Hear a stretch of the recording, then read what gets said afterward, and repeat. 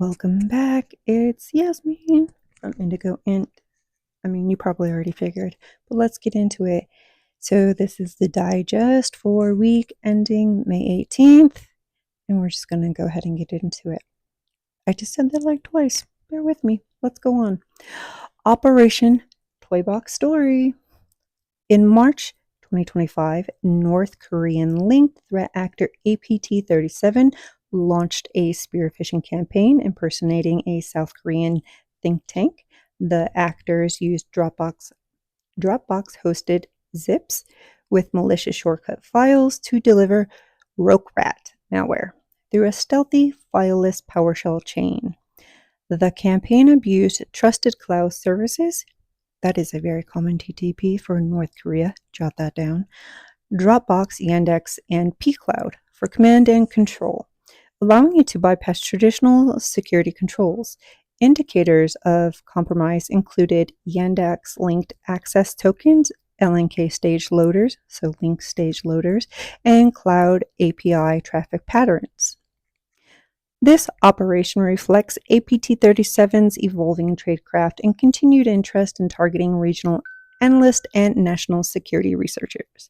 This also highlights the fact that they reuse a lot of same TTPs, like abusing trusted cloud services. I digress. We picked this campaign. I picked this campaign. This campaign blends old TTPs, Rokerat, with updated tradecraft, cloud-based C2, tokenized access abuse, and memory resident loaders. It targets niche audience, policy researchers, and South Korean region analysts, but shows patterns that could also expand.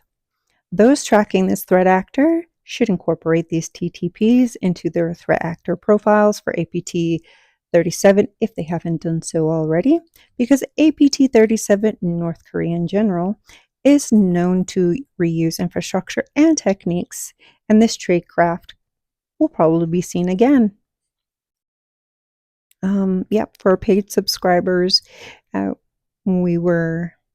was working on a technical breakdown, but I got in a huge rabbit hole, so I had to put that on hold because rabbit holes. Anyways, the classification for this article is nation-state espionage, cloud C2 abuse. The verticals impacted are national security research, policy think tanks, regional affairs analysts in the Korean Peninsula, and DPRK watchers. So that would be like people who are kind of monitoring what goes on in North Korea. Anyways, type of intel is tactical and operational. The paid Substack got some IOCs along with other intelligence. Anyways, and that's the link to the article. Again, you can go to my Substack, check out the free Substacks, and these should be there. I think that's how that works. Anyways, moving on. Chinese APTs exploit SAP, NetWeaver, dual zero-day campaigns targeting ICM and Visual Composer. Multiple Chinese linked threat actors exploited two SAP NetWeaver vulnerabilities, CVE 2023-7629 and CVE 2025-31324. And they did this to gain unauthenticated remote access to ERP, Enterprise Resource Planning Systems.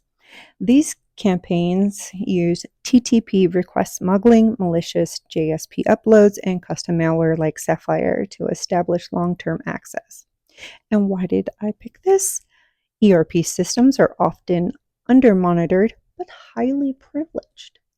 These dual zero days show coordinated interest in long-term access to operational infrastructure, and Sapphire SAP Protocol C2 makes it harder to detect without specialized logging. Analysts should be on the lookout for additional threat actors quietly exploiting these CVEs, as not all operational use may be publicly attributed yet. Classification, vulnerability exploitation, nation-state espionage. The sound effects are free. Verticals impacted, finance, manufacturing ERP services. Type of intel, strategic, operational, and tactical. All right.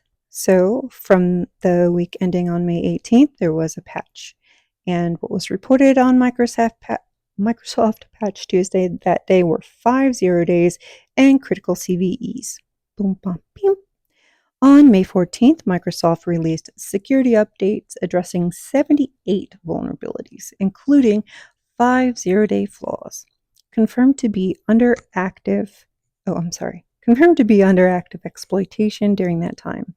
Those 0 days spanned from remote code execution, RCE, and elevation of privilege, EOP, vulnerabilities affecting components such as scripting engines, window common log file system drivers, and whatever that name is right there, function driver for WinSock. Additionally, a critical CVS S10 vulnerability, which was CVE 2025-29813, an Azure DevOps server, was patched. Woohoo! Which could have allowed unauthenticated attackers to execute arbitrary code. Okay, anyways, moving along.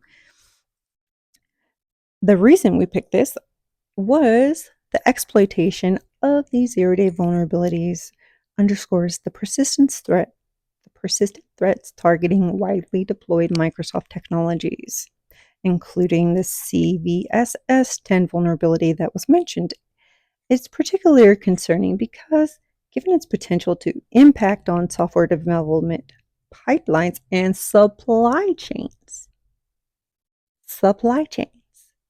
Important words. That's why they're in bold on my screen right now. Supply chains.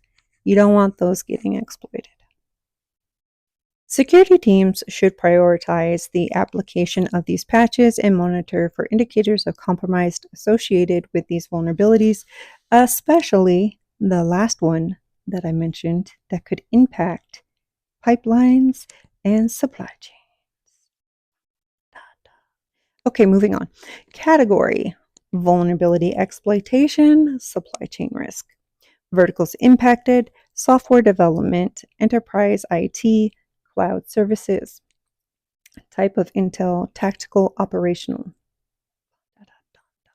And you can always check out Microsoft's own documentation on those things if you need to get more information. It's also in my Substack. As you can see, there are links. And I am pretty sure my Substack's a lot cleaner. This is like a draft that you're seeing here. Anyways, all right. Thanks for listening.